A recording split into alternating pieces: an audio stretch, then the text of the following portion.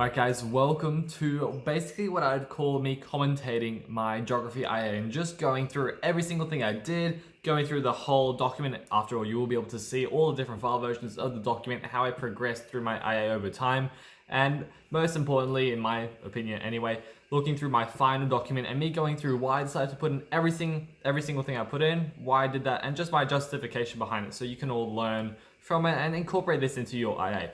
But please make sure if you still haven't watched my other geography IA video where I go through the syllabus and what the syllabus requires from you, I will be talking about that within this video, so make sure you've seen that beforehand.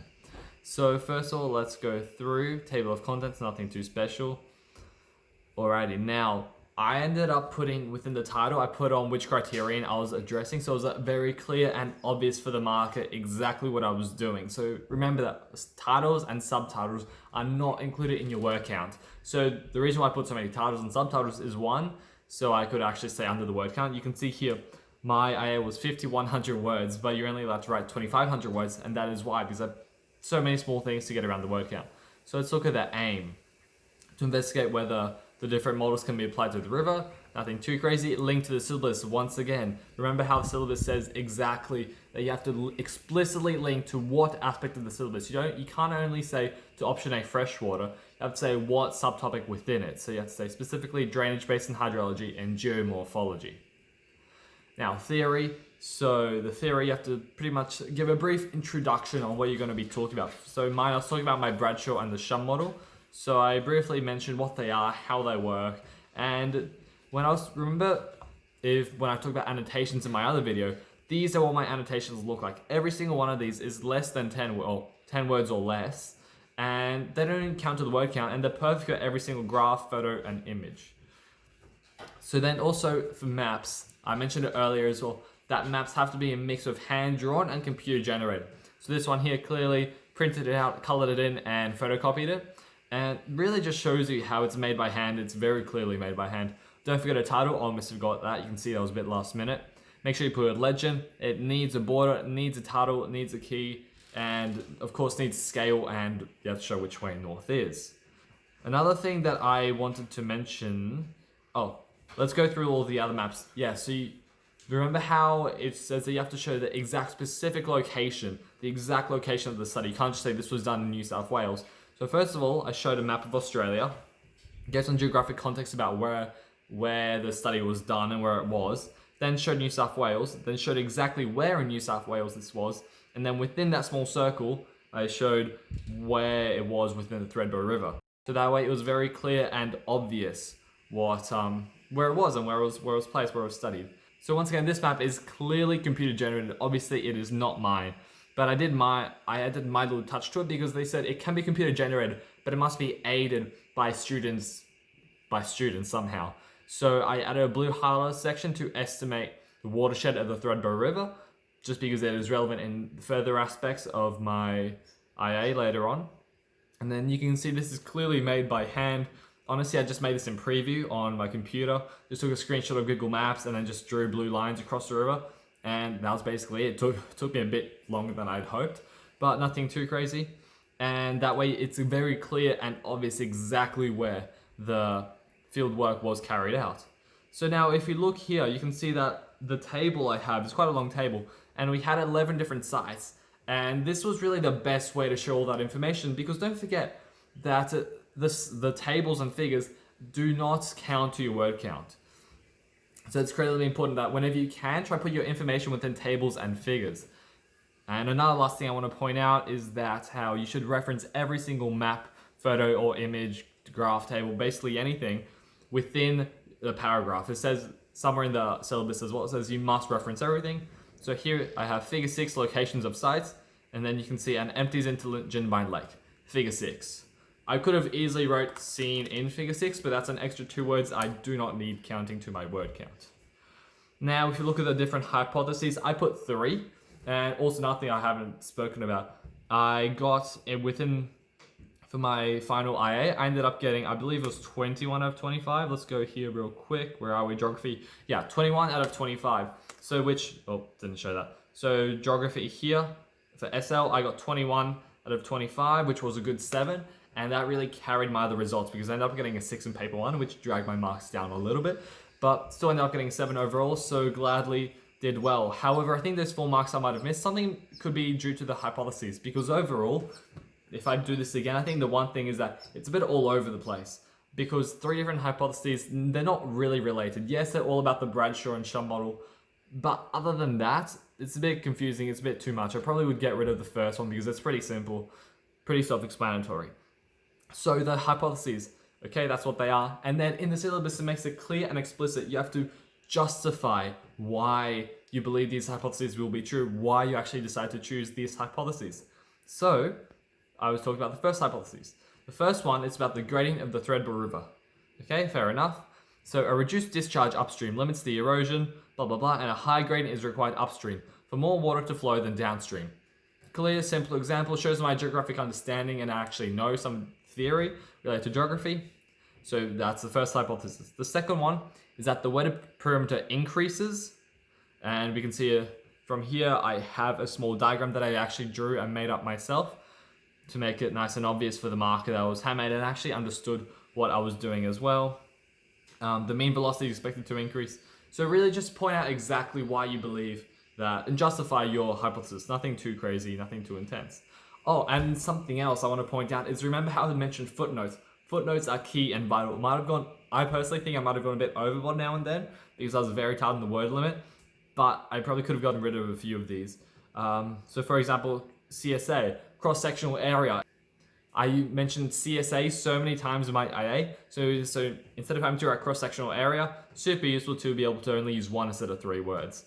And also for definitions, the wearing away of the bed and bank by the load carried for a river, that would have been from abrasion. Somehow forgot to cite that. That's a bit of an issue probably. Anyway, make sure you cite every single definition you have. If we go through my other definitions, you'll see that they're all cited. I must have somehow forgotten that. That's a bit of a mistake. Whoopsies. Anyway, go through methodology. Again, criterion B, you have to explicitly point out you don't have to. I recommend pointing out which criterion you're referring to, just to make it super obvious so the marker clearly knows, okay, they've moved on from here to here. That's easy. Because remember, they're going to be going through your IA as fast and as quickly as possible. They have loads of IAs to mark, and I looked up on how they get paid, and they get paid per IA. They don't get paid like per amount of time spent on it. They just say, okay, you get a certain amount of money per IA. So after all, it's their job. So you want to make sure that it's very clear and it's very easy to get marked. You're pleasing them as easily as possible. Just do what it says in the syllabus, nothing too crazy. So let's keep going for the methodology. I might have, again, for this one, I'm just trying to hypothesize where I lost these 4 marks, getting 21 out of 25. I think that for this section, I might have not exactly answered what they wanted to do. Because if we go here for criterion B, it explicitly says the methods of investigation. You need to explain clearly and accurately how the combination of data is collected and relevant to the theory. Something I believe I missed out on is that I definitely explained why and how it was collected, and I also described the different statistical tests and the different technologies used. But one thing I think I might have missed out on is how it's relevant to the theory. So just something to point out, something to think about as we're reading through this. So the survey site's chosen through stratified sampling, which, if we go down, is a proportional number of measurements are taken from each subgroup. So there's stratified sampling, there's random sampling, and there's systematic sampling. I think there's a couple more, but you want to make sure that within those 3, you will. First of all, you have to mention them in your A. It's actually included in the syllabus. But yeah, make sure you talk about them because they're very important. They're very key, especially for criterion B. So something to think about. And then if we keep going, weather and climate, I think it was in the criterion F evaluation that it mentioned the importance of weather and climate within your results. However, I decided to mention it here because it made more sense, or at least to me it did anyway. So weather and climate talked about how literally the day before we analyzed the flow of the river, there was a lot of rain, so this heavily impacted our results. Something to talk about now, I mentioned it now, but I believe, look at this. Additionally, unexpectedly high winds were recorded in our data, explored in the evaluation. So what I said is because I didn't have enough words in the evaluation, or it made more sense to put it here because there's graphs and data. You don't put that in the evaluation. So I said, okay, this happened. I'm going to talk about this later, but don't forget about it. So just a small thing to note, nice and useful. Because think about it. If you have only 2,500 words. The photos can be so useful to actually get across your message. So here, look how many photos I have on every single page. There's 3 photos on this page, that's 2, that's 1, that's 1. I don't think I have one page without a photo or a graph or a diagram or something, because they carry so much meaning behind it and actually shows that if, one, you did it and you didn't fake it, and some geographic knowledge of it. And it's really good because with photos, you can annotate them and get even more words out of it. Distance from source, so I use Google Maps basically, and just look at that, nothing incredible. So here, this was made by me. However, I made this. So I took a screenshot from Google Earth and then I added the red and blue lines, which you can see here, the flow of the Threadbow River and the ridge lines highlighted in red. Something I suggest doing that I did in my E, but I didn't do my IA, is that you actually do here, instead of Google Earth, you say produced by author 2020. Because do not put your last name. Like, don't put your last name, don't just say, for example, for Eamon Holt, don't put Holt there. Because otherwise, they don't actually know your last name, put it that way. Because when you give your IA, they only have your candidate number. So make sure that you actually, if you're gonna put that, say produced by author instead of your last name. Otherwise they'll have no idea who you are and they'll just think that you're another random. Keep going with the river, nothing too intense. So don't forget, I'm also linking, of course, the final IA within the Google Drive that you can access on the Discord group. So don't be worried about taking screenshots or anything. Nothing too intense here. It's just really the same. Oh, this one, okay. This diagram might have been procrastinating, spent a bit too much time on it, but it looks good. It looks nice in my opinion. It's quite useful. So velocity, and it makes it very clear as to what we did, because otherwise I really had no other way of demonstrating what we'd done or how we'd measure velocity other than doing it this way. So I said position 1, we drop the orange peel and then let it float. Then position 2, then position 3. So sometimes photos can be really, really useful. So same thing for grading. All right, now we get to the good stuff. Data presentation and analysis criterion C and D. What I did here is that for my 3 hypotheses, they all mention the 3 different sources of the river, which are upland, floodplain, and estuarine zone. So to do this, I actually needed to first determine those 3 different sections. And then once I determined those 3 different sections, then I could answer my hypotheses. So that's what I mean when my IA was a little bit all over the place, because for someone reading this the first time over, only once, might have been a little too confusing. So make sure that your formatting is really clear and really simple to read the first time around. So here, nothing too incredible really. Okay, hypothesis 1. And what I did, I put the hypothesis in the title, because that way you don't actually have to write the hypothesis in the sentence or in the paragraph and it doesn't go to your word count. Just small things that really helps. Oh, here, perfect. For outliers, you want to annotate or you want to explain every single outlier without a doubt. It's explicitly mentioned in the IA guide. There's no way around it. It's a super good way to get marks. It actually shows an understanding of the content and of geographic knowledge, and that way you can show off why it actually happened. For example, here, outlier, possibly due to human development or geological conditions. And I hope that I actually explained it further below. Okay, yeah, in site 3, there is a man-made bridge adjacent to this site, which likely involved the excavation and alteration of the riverbed, increasing the site's gradient to an unexpected 6 degrees. Super simple, and that way they can actually, they know and understand that I actually really deeply understand the content of the geography syllabus. If we keep going, here's another table. Perfect. So I use Spearman's coefficient, and I also use something else later on. But remember that it's not a math IA. You don't have to show the process between here and here. You just show this is Spearman's coefficient, and then this is the critical probability. So from that, we know there's an 80% probability of my hypothesis being correct. There you go. Nice and easy. So I did the same thing for hypothesis 2. And if you remember in the other video where I mentioned how the IA guide at some point mentions that it's nice to have different things, graph, diagrams, maps, annotated photographs, images, matrices, and field sketches.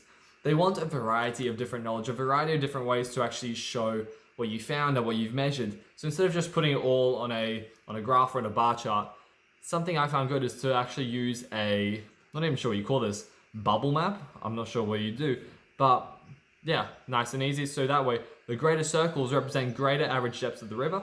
So in one map, I can show the physical location of the different sites. I can show the depths of the river and the width of the river.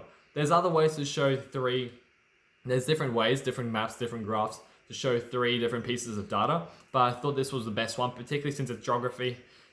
it made the most sense. And looking back on it, I realized I may have forgotten to put a legend, title, and scale on this one. But because it's a graph, I don't think it really matters much. But make sure that if you do, looking back on it, should have done that. Whoopsies. Keep going. There's more photos, more images. Here, I might have gone a little bit too overboard with the regression line analysis. I might have gone too far into the maths. But after all, it was all a table and literally just 2 sentences. So it didn't take that much of my word count, but I still used up a few pages. Anyway, skipping that. Upon calculation, this was the R-squared value, proving the hypothesis with a moderate degree of certainty. So now hypothesis 3, this is basically the same thing, but the issue is that I expected the line to be positive and the gradient was negative. So we can see that the results are basically completely wrong, completely unexpected, and it's not what I was hoping for. So what I had to say is that disproved my hypothesis. Why was this? Okay, so the explanation for this was probably due to strong winds. This is particularly related to the outlier, but then I also mentioned it later on for all the other things as well, all the other sites. So you can say it's most likely caused by the increased channel bed roughness from protruding rocks, increasing turbulent flow. And then you're like, okay, what is turbulent flow? Well, if you go to figure 33, you can see it's turbulent flow there on the left. And then if we keep going, initially, so this was my thinking. So it showed my thinking within the IA. Initially, the overarching anomaly in figure 32 was believed to be caused by the upland zone steep gradient. However, this is disproved in figure 34. What I mean by this is that, okay, if you're in a river and you're at this point here and the river's flowing this way, if you're here and it's a really steep gradient here, then of course you expect the river to be really fast at this point. So this is what I was expecting, and that was wrong. The gradient was like flat. So if we continue, it's clear that there is no evident correlation between the gradient and river velocity. So I thought, okay, I can't just leave it there. I can't just say I was incorrect. What can I do instead? Interestingly, so it's more about thinking and showing by provoking some knowledge and understanding. Interestingly, a weak correlation demonstrates a negative relationship between gradient and the river velocity at the site. However, this disproves both models and is likely caused by errors mentioned below. So I said, okay, my results were wrong, but I think I know from below. So if we go here, I put in a diagram, which I mentioned later on. So it's due to helicoidal flow, which not only do I mention in the footnote, but I also show a nice diagram of it. I found it in a textbook. And then from here, yeah, I basically just go on about why it might have been incorrect and the reasoning behind it. It was due to helicoidal flow. I talked about the impact it has on river velocity and gradient, and also the impact that wind had, because I only measured the surface runoff instead of the actual river velocity. It's all these small things that you could have put in the evaluation, but or at least what I think, you could either put it in the evaluation, which I definitely did as well, but if your results are completely incorrect, you may as well just put them there in the analysis to show these are incorrect, this is why, this will be further explored in the evaluation. So if we keep going, alright, how does the Threadbare River conform to the Shim model? Don't forget that this was actually my title, so I'm directly answering my title, which is what they asked for. You want an explicit and direct answer to the title. So what I did, drew it off by hand, nice and easy. So I made a whole collection of different diagrams, different graphs. So the dotted lines indicated recorded results, whilst the dotted lines indicate the predicted results. So you can see whether it does whether it does conform to the Shim model. So you can see here that it's basically a mix, because this works to some extent. This is perfect, this is basically perfect, this is perfect, this was completely incorrect. So there's a big variety. So I talk about this in my conclusion, but I mention it here in sections B and C. And so because I was talking about the Shim and the Bradshaw model, I also had to include the Bradshaw model. So in this case, I actually made this myself. So I should have done produced by author 2020 because that was last year, but I didn't do that for some whatever reason, forgot to do that. But yeah, so this was made by me, computer generated, but still made by me. So these are the results according to the collected data, whilst this is what was expected. So I think that this creates a very nice and simple way to demonstrate the results. So once again, it's another way of depicting the results that you collected. This is what they like. They like to see your results shown in different ways, but the different ways must be relevant. You can't just put it in a bar graph because you feel like it, or a pie chart or a spider diagram because you want to. It has to make sense. And if we keep going, finally, conclusion. To answer the Fieldwork question, 3 hypotheses were generated. So then I talk about the first hypothesis, and these are the results. The data demonstrates this. Secondly, the data demonstrates that it's supportive. Thirdly, the hypothesis was rejected. However, different conditions may provide the similar observations. That way I said, it's just a way of me saying it was wrong, but I think it was due to it being windy and rainy the day before, long story short. And then evaluation, criterion F, is that, first of all, I'm talking about a more valid research question, how my research question could have been improved. And then I talk about how it could have been extended. And don't forget, you have to talk about how it has to be extended. And then you also, to get the top down, have to talk about how to get a significant impact. How would this actually impact the community? Why would these results be required? Why would you actually want to extend the scope of your research? And how would you do so? And then, of course, you have to talk about the strengths and weaknesses. Strengths, the stratified sampling, which, again, I mentioned earlier in section B. Then the methodology, and then weaknesses, clearly, it was the gradient of the river and the velocity.